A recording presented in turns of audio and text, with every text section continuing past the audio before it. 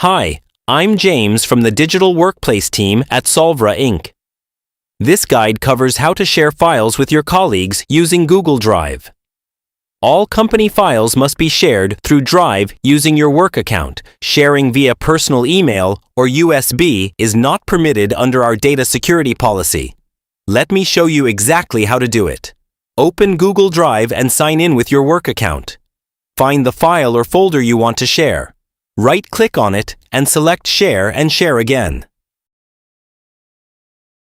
In the sharing dialog, type the full email address of the person you want to share with.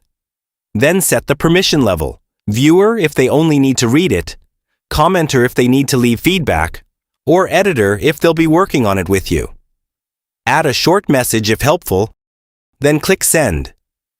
They'll receive an email with a direct link straight away. If you have any questions about file sharing or permissions, contact the Digital Workplace team. Details are in the PDF and in your welcome email. Welcome to Solvra. Great to have you on board.